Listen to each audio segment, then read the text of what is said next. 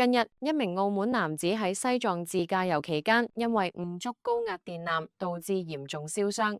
事發地點為一處開放空間，現場缺乏圍欄同警示標誌。該名男子因觸電昏迷，經同行人士急救後恢復意識，隨後轉往深圳醫院接受治療。目前傷者傷勢嚴重，需切除左耳同接受多次植皮手術，未來唔排除截肢風險。家屬已經向當地電力公司索償700萬元，項目包括醫療費同埋後續經濟損失。電力公司目前確認將支付傷者醫療開支，但事故責任歸屬仍有待法律釐清。近日，司法警察局接獲一宗電話詐騙舉報，涉及金額達10萬澳門元。事發於6月15日，受害長者接獲不明來電，來電者冒充其女婿，聲稱遇上交通意外。事主不虞有詐，攜帶現金去下環街，同一名自稱律師安排嘅人士接觸，並將款項交付對方。司警局目前已接手處理，追緝涉案人士歸案。司警局提醒，任何涉及轉賬或交付現金之要求，均須透過可靠渠道核實親友身份。詐騙行為屬嚴重刑事罪行，涉案者必將面對法律制裁。早前有司警人員喺路氹執行職務期間，遭到多名男子蓄意圍堵，並搶走隨身通訊設備。警方隨後採取行動，並成功將涉案7名嫌疑人逮捕。事發於本月18日，一名司警人員喺路氹某酒店外進行警務偵查期間，遭涉案7名男子合力圍堵、揮拳掌摑及箍頸襲擊。過程中，事主嘅手機被搶，導致財物毀損及身體輕傷。警方經調查，鎖定涉案7人身份，包括多名本地商人及外籍僱員，並於本月21日將其截獲。案件現以搶劫、普通傷害、身體完整性及毀損罪移交檢察院偵辦。近日，一名40幾歲嘅菲律賓籍女外僱，因涉嫌執到他人遺失嘅2000澳門元現金並據為己有，被治安警拘捕。案發喺路環紅河路，一名本地男子遺失現金後報警。警方經調查，喺紅棉路截獲涉案嫌犯，對方承認因一時貪念犯案，並表示贓款已經使晒。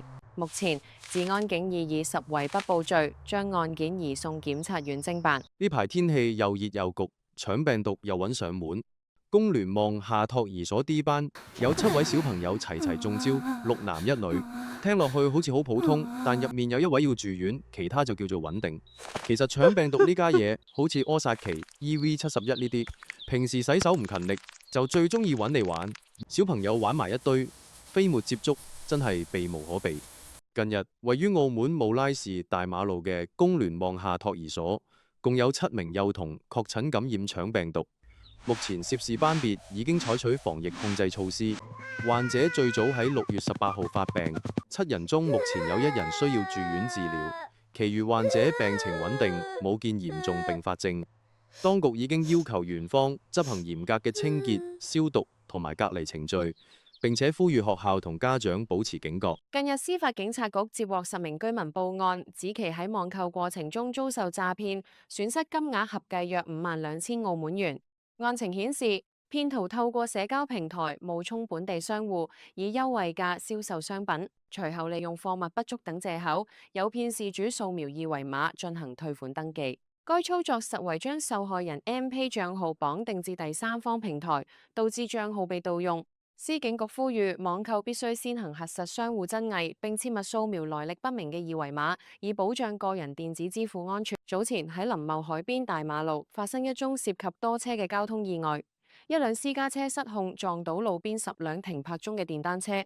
警方喺接報後隨即到場處理，涉事私家車司機未飲酒，現時已經配合警方調查。案件目前由交通廳跟進，受損車主正陸續核實財物損失。警方將依法釐清事件經過。駕駛者應該時刻保持高度專注，任何短暫嘅分心都可能造成難以挽回嘅財物損失，甚至危及他人生命安全。近期澳門新冠病毒檢測陽性率已經連續2週超過14.5%嘅預警水平，分別達到17.0%同15.7%。衛生局指出，過去7日內錄得新冠同流感嘅危重病例。其中今年累計嘅7例流感危重病例中，有6例未接種疫苗。6月26號，沙梨頭海邊嘉怡安護老院亦都發生流感群集性感染，涉及5名院友。衛生局已經啟動跨部門支援機制，加強高風險人群嘅疫苗接種，並且要求醫療機構同院舍嚴格落實防疫同埋隔離指引。